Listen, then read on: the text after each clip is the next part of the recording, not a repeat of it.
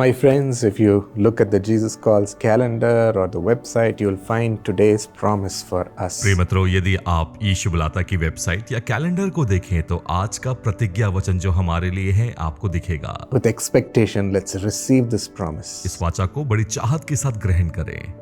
As per John 10:10, यूहन्ना 10:10 के अनुसार the thief comes only to steal and kill and destroy. चोर किसी और काम के लिए नहीं परंतु चोरी करने, घात करने और नष्ट करने को आता है। I have come that they may have life and have it to the full. मैं इसलिए आया कि वे जीवन पाएं और बहुतायत से पाएं। That's the heart of Jesus. यही तो यीशु का हृदय है। He gives life and restoration in full. वह तो जीवन और पुनः स्थापना देता है।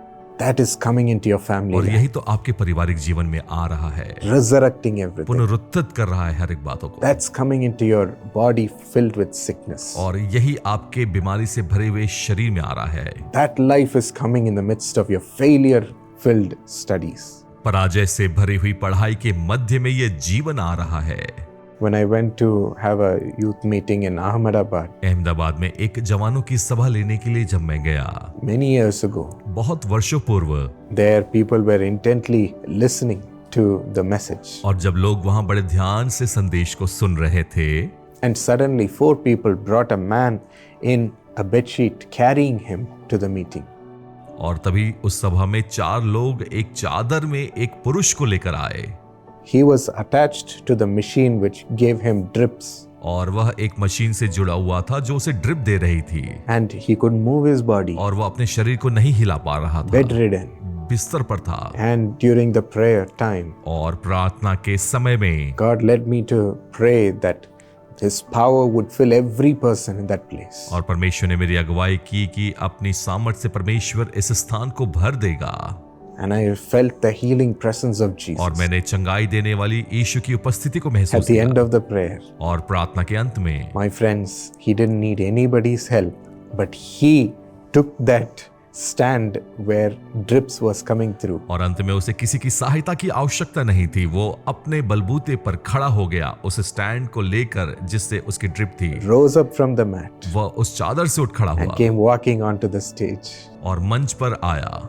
And he, with the best of his ability, spoke the words of testimony and how Jesus touched him that day. और अपनी काबिलियत के अनुसार उसने एक उत्तम गवाही को बताया कि कैसे यीशु ने उसे छुआ। He said, I am no longer bedridden. अब उसने कहा कि मैं अब बिस्तर पर पड़ा हुआ इंसान नहीं हूँ। I have received new life. मैंने एक नया जीवन पाया है। The devil might be stealing from you and taking away your health. और जो शैतान है वो आपसे चुरा कर आपकी सेहत को चुराता हो सकता है। Right now, God is here to give you life in full. और इस समय परमेश्वर यहाँ है कि बहुतायत का जीवन आपको दे। Shall we believe it? क्या हम इस पर विश्वास करें? Loving Lord Jesus, प्रेमी यीशु प्रभु, thank you for your presence. धन्यवाद आपकी उपस्थिति के Thank you that लिए। you're here with your children right now. धन्यवाद कि आप यहाँ हैं अपने बच्चों के साथ इस समय। As we are listening to your words from the scripture, जैसे वचन से हम आपके वचन को सुनते हैं, let your words of life go into them. आपके जीवन के वचन उनके भीतर जाए। Resurrect them from their sick bodies. उन्हें बीमार अवस्था से पुनरुत्थित करें। Let them rise up from their coma.